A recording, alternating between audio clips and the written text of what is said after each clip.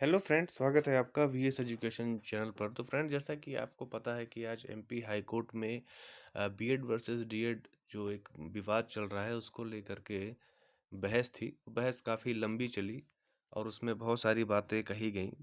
और जो ये मैं आपको इसके उस पूरा जो बहस थी उसके बारे में आपको जो बातें यहाँ पे बताने जा रहा हूँ उसका कोई एक पक्ष से संबंध नहीं है। ना तो वो बीएड के फेवर में है, ना तो डीएड के फेवर में है। मैं सिंपली आपको ये चीज़ें बता रहा हूँ कि वहाँ पर जो भी पक्ष रखे गए वो मतलब क्या उनको क्या-क्या पक्ष वहाँ पर रखा गया, चाहे वो बीएड्स के साइड से रखा गया हो या फिर डीएड के साइड से रखा गया हो। और बात ये है कि ऑर्डर जो है वो रिज़र्व कर लिया गया है, मतलब इसमें कोई नेक्स्ट डेट नहीं मिली है। अब सीधे इसमें क्या होना है, ऑर्डर आना है। तो फ्रेंड, सबसे पहले हम लोग यहाँ पर बात कर लेते हैं पेटिशनर के फेवर में, मतलब जो आपके डीएड हैं उनके उन्होंने क्या-क्या पॉइंट्स यहाँ पर रखे। और फिर हम लोग बात कर लेंगे कि बीएड वालों ने क्या क्या पॉइंट्स वहाँ पर रखे। तो फ्रेंड्स, यहाँ पर सबसे बड़ी बात यह है कि जो डीएड का मेन जो फोकस था वो सब्जेक्ट टू आउटकम में था।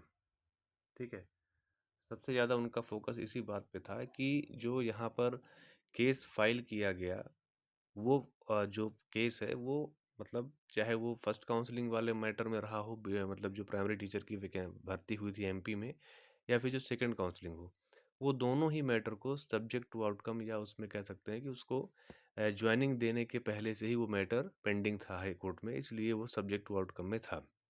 और सुप्रीम कोर्ट का जो ऑर्डर है आप सभी को पता है कि जो 8 अप्रैल को आया था उसमें साफ साफ लिखा हुआ है कि उसमें दो कंडीशन दी हुई है कि पहली बात यह है कि जो बीएड का जो भी अपॉइंटमेंट्स हैं वो प्रोस्पेक्टिव नेचर का होगा, मतलब 11 अगस्त 2023 के बाद भी अगर कोई अपॉइंटमेंट होता है तो वो वैलिड नहीं माना जाएगा। और दूसरी चीज़ ये थी कि अगर कोई अपॉइंटमेंट 11 अगस्त 2023 के पहले होता है और अगर उसमें कोई भी कंडीशंस के तहत साथ अगर वो अपॉइंटमेंट्स हो रहे हैं तो फिर वो ऑर्डर्स क्या होंगे, वो फिर फाइनली जो हाई कोर्ट है इसका मतलब जो संबंधित हाई कोर्ट्स हैं उनके डिसीजन पे वो डिपेंड करेगा। तो जो डीएड के वकील साहब थे जो भी वहाँ पर जैसे थे, उन सभी ने यही बात वहाँ पर कही कि ये matter already subject to outcome में आता है, मतलब कि इसमें अपॉइंटमेंट्स होने के पहले कंडीशंस लगा दी गई थी, इसलिए सीधा सीधा आपको जो माननीय सुप्रीम कोर्ट का ऑर्डर है उसको फॉलो करना चाहिए। ठीक है, मेनली उनका इसी बात पे फोकस था। बाकी उनके काउंटर आर्गुमेंट्स तब आए जब बीएड के साइड से पक्ष रखे गए। बीएड के साइड से यहाँ पर 3 पॉइंट्स रखा गया। मैं एक एक करके उनको बताऊंगा, इन पे आप समझिएगा। पहला पॉइंट ये रखा गया कि सब्जेक्ट टू आउटकम तो है, ये चीज़ को बीएड ने एक्सेप्ट किया कि सब्जेक्ट टू आउटकम है, लेकिन वो किसके लिए है, इस पे उन्होंने बात रखी। दूसरी बात उन्होंने यहाँ पर ये रखी थी कि जो पिटीशन फाइल्ड की गई है हाई कोर्ट में, एमपी हाई कोर्ट में, वो पिटीशन जो है वो इन्फेक्चुअस हो चुकी है, मतलब उसका कोई अब वैलिडेशन नहीं बनता है ना, वो आउटडेटेड हो चुकी है, ऐसा एक उनका पक्ष था। और तीसरा ये था कि अगर उन्होंने पिटीशन लगाई भी है तो वो पिटीशन किसी भी प्रोसेस के किस स्टेज पे लगाई गई है उसको लेकर भी उन्होंने वहाँ बहुत सारे मतलब साइटेशन वगैरह उन्होंने रखा, मतलब बहुत सारे दूसरे हाई कोर्ट्स के जजमेंट्स उन्होंने वहाँ पर रखा कि आखिर इस बेस पे यहाँ पर ये चीज़ें नहीं होनी चाहिए। तो पहला आर्गुमेंट जो था बीएड का, उन्होंने यहाँ पर ये बात बोली कि जो माननीय सुप्रीम कोर्ट ने सब्जेक्ट टू आउटकम वाली बात कही है, वो कही है इस बात को लेकर के कि अगर कोई स्टेट प्राइमरी टीचर का एडवर्टीजमेंट निकालता है और बीएड को शुरू से ही उसमें से बाहर रखता है, ये जानते हुए भी कि एनसीटीई ने तो अपने गजट 2018 की नोटिफिकेशन में बीएड को प्राइमरी में एलिजिबल किया है, उसको जानते हुए भी अगर कोई स्टेट बीएड कैंडिडेट्स को प्राइमरी टीचर की भर्ती में शामिल नहीं करता, तो अगर वो बीएड कैंडिडेट्स हाई कोर्ट से ऑर्डर लेकर के अपने संबंधित माननीय हाई कोर्ट से ऑर्डर लेकर के उस भर्ती परीक्षा में शामिल होते हैं और बतौर उसको पास भी कर लेते हैं, अपॉइंटमेंट्स भी ले लेते हैं, तो उनकी जो भर्ती है, उनका जो मैटर है वो सब्जेक्ट टू आउटकम है। ये बीएड वालों ने बोला। ठीक है, डीएड के जो वकील थे वो बार बार यही बात कह रहे थे कि सब्जेक्ट टू आउटकम का मतलब सब्जेक्ट टू आउटकम है, वो चाहे एमपी का हो, चाहे जैसे बीएड वालों ने ये बोला कि जैसे आप राजस्थान का केस ले लीजिए, छत्तीसगढ़ का केस ले लीजिए, यहाँ तक कि पंजाब का आप केस ले लीजिए। इन तीनों जगहों पर क्या हुआ था कि जैसे कि अगर आप राजस्थान की बात करें, सभी को पता है कि पूरी कहानी बीएड वर्सेस डीएड की वहीं से शुरू हुई थी। तो वहाँ के नोटिफिकेशन में स्टेट ने पहले से ही बीएड को बाहर कर दिया था। तो वहाँ के जो बीएड वाले थे उन्होंने कोर्ट से एंट्रीम ऑर्डर ले लिया और माननीय जोधपुर हाई कोर्ट ने उनको एंट्रीम ऑर्डर में उनको रिलीफ दे दिया और उन्होंने बोला कि आप इनको एग्ज़ाम दिलवाओ, लेकिन जो इनका रिजल्ट होगा वो हमारे ऑर्डर पे रिजर्व रहेगा। मतलब हम जब उसको बोलेंगे कि आप इस ऑर्डर को पब्लिश करो, बीएड वालों के रिजल्ट को पब्लिश करो, तभी आप उस ऑर्डर को दोगे, वरना वो रिजल्ट पब्लिश ही नहीं होगा। तो फाइनली फिर वो रिजल्ट पब्लिश नहीं हुआ। सिमिलरली छत्तीसगढ़ में आपने देखा होगा कि जितनी भी काउंसलिंग की प्रोसेसेस थी वो सभी प्रोसेस कहाँ पे स्टार्ट हुई थी, 11 अगस्त के बाद। तो उनको जैसे ही ये ऑर्डर आया तो जो छत्तीसगढ़ गवर्नमेंट थी उन्होंने बीएड को बाहर कर दिया। तो बीएड के जो कैंडिडेट थे वो चले गए सुप्रीम कोर्ट। सुप्रीम कोर्ट से उन्होंने एंट्रीम ऑर्डर लाया कि हम चूंकि हम इस परीक्षा में शामिल हुए, हमारा सब वहाँ पे क्वालिफिकेशन था, तो हमें काउंसलिंग में शामिल किया जाए। तो माननीय सुप्रीम कोर्ट ने वहाँ पर ये ऑर्डर दे दिया कि इनको काउंसलिंग में शामिल किया जाए और जो भी फाइनल मैटर होगा वो वहीं का हाई कोर्ट डिसाइड करेगा। मतलब जो बिलासपुर हाई कोर्ट है वही उन चीज़ों को डिसाइड करेगा। ठीक है, और ऐसा ही कुछ पंजाब के केस में हुआ था। लेकिन एमपी के केस में क्या था कि गवर्नमेंट ने बीएड को कभी बाहर नहीं किया। गवर्नमेंट ने बीएड को यहाँ पर शामिल रखा और उन्होंने मतलब सब्जेक्ट टू आउटकम का जो मैटर था उसको उन्होंने बोला कि ये चीज़ यहाँ पर लागू नहीं होती है, क्योंकि जो स्टेट थी उसने बीएड को शुरू से शामिल किया और उसने कभी उनको बाहर नहीं किया। तो ये तो पहली बात हो गई।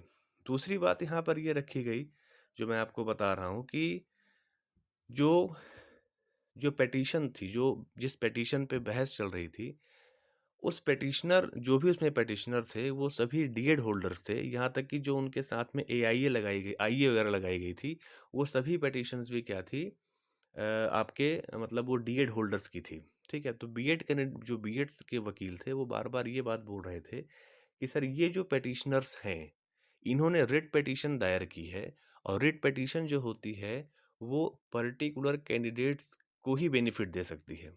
अगर आपको बड़े लेवल पे या पूरे लार्ज नंबर पे अगर आपको किसी को उसका लाभ दिलवाना है तो फिर आपको पीआईएल फाइल करना चाहिए। तो चूंकि ये रिट पिटीशन है और वो पिटिशनर जिनको इससे अफेक्ट हो रहे हैं वो ऑलरेडी अपॉइंटमेंट पा चुके हैं, अभी फ़िलहाल नौकरी में हैं, तो फिर इस पिटीशन का कोई मतलब नहीं बनता और ये जो पिटीशन है वो इन्फेक्चुअस हो चुकी है। तो इस पर डीएड के जो वकील थे वो बार बार ये चीज़ कह रहे थे कि हमने जो प्रे की है, प्रे का मतलब होता है कि उन्होंने जो अपने जो उनकी जो दावा है, जो उनका जो एप्लीकेशन है, उस पे उन्होंने ये बात मांगी है कि बीएड जो है वो प्राइमरी में एलिजिबल नहीं है, सिर्फ डीएड ही एलिजिबल है। इसलिए जो कैंडिडेट एलिजिबल ही नहीं है उनको स्टेट क्या करे, अपॉइंटमेंट न दे, उनको इस पूरी भर्ती प्रक्रिया से बाहर रखे। ठीक है, और आगे मैं इसमें इस एनालिसिस भी करूंगा इसी वीडियो में, पहले मैं उनके पक्ष बता रहा हूँ। तीसरा उन्होंने पॉइंट ये रखा कि जो साइटेशन की बात मैं कर रहा था कि आखिर कौन सी प्रक्रिया को कब से माना जाए। मतलब वो मतलब जैसे कुछ लोग कहते हैं, जैसे मान लीजिए कि जैसे कई की बातें ऐसी सुनने में आती हैं कि जैसे कि पूरी प्रक्रिया की किसी भी स्टेज में अगर उसमें क्वेश्चन अराइज हो जाता है तो वो प्रक्रिया क्या हो जाती है, वो विचाराधीन हो जाती है। तो इस पर जो बीएड के कई वकील साहब थे वो बार बार ये चीज़ बोल रहे थे कि 2020 में एडवर्टीजमेंट आता है, उस समय डीएड के कैंडिडेट्स को कोई भी प्रॉब्लम नहीं होती है कि बीएड को क्यों शामिल किया जा रहा है। उस समय ये माना भी जा सकता है कि 20 में कोई ऐसा क्वेश्चन नहीं था, क्योंकि राजस्थान हाई कोर्ट का जो जजमेंट था वो 21 में आया था। फिर 21 में जजमेंट आता है और 5 मार्च 2022 से लेकर के 26 मार्च 2022 तक इसकी परीक्षा होती है, ऑनलाइन परीक्षा होती है, कई शिफ्ट में इसकी परीक्षा होती है। तो उस समय भी ये कोर्ट नहीं जाते ये बोलने के लिए कि राजस्थान हाई कोर्ट का जजमेंट आ चुका है, बीएड प्राइमरी में शामिल नहीं है, तो फिर क्यों डीएड मतलब बीएड वालों को परीक्षा में शामिल किया जा रहा है। फिर फाइनली मार्च बीत जाता है, अप्रैल बीत जाता है, मई बीत जाता है, जून, उसके बाद जुलाई में जा करके ये क्या करते हैं, वहाँ पर केस फाइल करते हैं।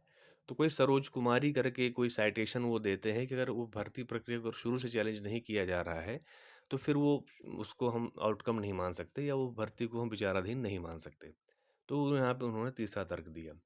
अब यहाँ पर जब ये आर्गुमेंट्स बीएड के द्वारा दिए गए तो डीएड कैंडिडेट्स ने इसको कैसे उस चीज़ को समझा और उनको बताया। उन्होंने पहली बात तो ये बोली कि जो बीएड का जो ये चीज़ कहना, और फिर हाँ, एक चीज़ और है, एक जो आपको पता होगा भी, कोलकाता हाई कोर्ट का एक मैटर था, कोलकाता हाई कोर्ट का, वहाँ पर ऐसा बताया जा रहा था कि वो चीज़ें क्या है, मतलब डीएड के फेवर में जा रही हैं।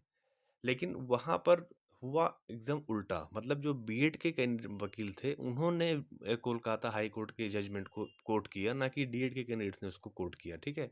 तो ये भी एक थोड़ा सा अपवाद जैसी बात थी, लेकिन वहाँ पर जो बीएड के मतलब कैंडिडेट थे उन्होंने ये बात बोली, मतलब वकील साहब ने, ये वकीलों ने ये बात बोली कि जो कोलकाता हाई कोर्ट है उन्होंने भी साफ साफ कह दिया कि ये स्टेट पे आप छोड़ दो कि वो इसको किस हिसाब से लागू करते हैं, ठीक है। तो ये सब वहाँ पर बातें हुई।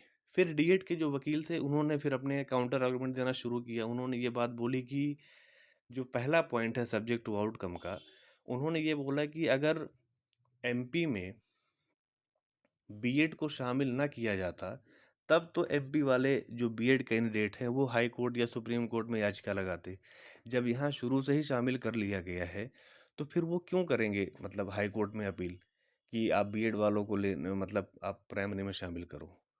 तो ये तो ऑब्वियस सी बात है कि जिनको जिनको नहीं शामिल किया जाएगा तो उनको वो जाएंगे कोर्ट में। तो इस पे बीएड के वकील ये बोले कि डीएड को शामिल कब नहीं किया गया प्रोसेस में। हमने तो बीएड और डीएड दोनों को शामिल किया, हमने किसी के साथ अन्याय नहीं किया। जो मेरिट में आया उसका सिलेक्शन हुआ। तो ये चीज़ तो सही है कि माने यहाँ पर ये चीज़ देखी जाए तो आखिर ये कहना कि अगर बीएड वालों को ना किया जाता तब वो कोर्ट जाते, तो आखिर हमने तो दोनों को शामिल किया, ऐसा बीएड के वकील वहाँ पर बोल रहे थे। तो वो बात वहाँ पर हो गई। सेकंड बात ये कि जो बीएड के वकील थे वो कह रहे थे लगातार कि जो पिटिशनर हैं वो रिट पिटीशन फाइल किए और उनका ऑलरेडी वहाँ पर अपॉइंटमेंट हो चुका है, तो फिर अब आगे इस पे मतलब जो अपील है या जो एप्लीकेशन है उसका कोई मतलब नहीं बनता। तो उस पर डीएड के कैंडिडेट ने, वकील वकील साहब लोगों ने ये बात बोली कि हमने सिर्फ 2 पिटिशनर थे उनको वहाँ पर ज्वाइनिंग मिली है। बाकी के जो 4 जो पिटिशनर्स हैं वो भी डिप्लोमा होल्डर हैं और उनकी अपॉइंटमेंट्स नहीं हुई है। इसलिए उनको यहाँ पर ये जो मतलब जो एप्लीकेशन है वो वैलिड है। और दूसरा उन्होंने एक बात और बोली कि जो इसकी प्रेयर है पूरे एप्लीकेशन की, वो प्रेयर कैसी है, वाइड नेचर की है, मतलब किसी एक पर्टिकुलर व्यक्ति विशेष के लिए ना हो करके ये एक बहुत लार्ज समूह को क्या करती है, रिप्रेजेंट करती है। तो इसलिए यहाँ पर इस चीज़ को मानना कि वो इन्फेक्चुअस हो गई है उस एप्लीकेशन का कोई मतलब नहीं है, ये कहना ठीक नहीं होगा।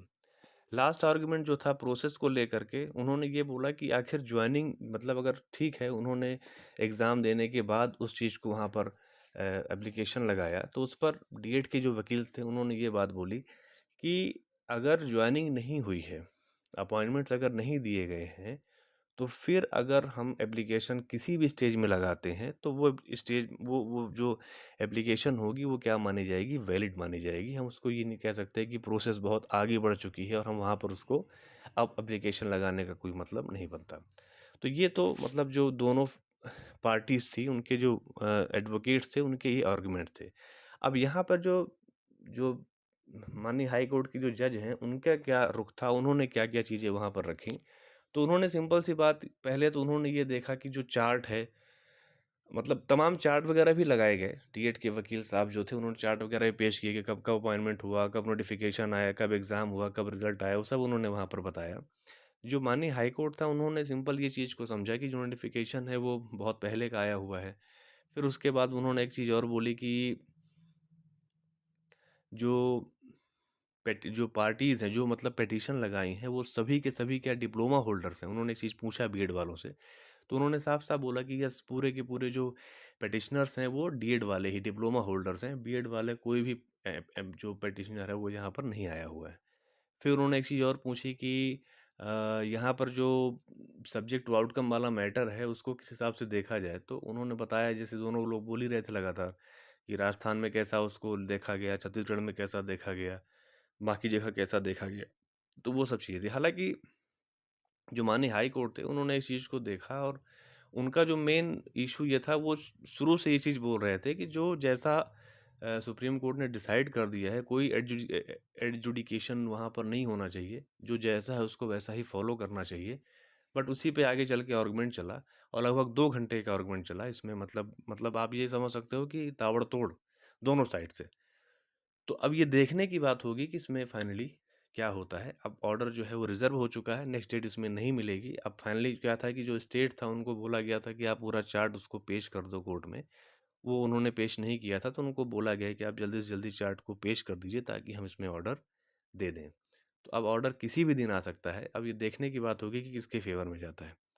तो यही अपडेट थी फ्रेंड्स। अगर आपको मेरा वीडियो अच्छा लगा हो तो आप उसे लाइक कीजिए, अपने फ्रेंड सर्कल में शेयर कीजिए और चैनल पर अगर पहली बार आ रहे हैं तो प्लीज़ आप चैनल को सब्सक्राइब कर लीजिए। Thank you.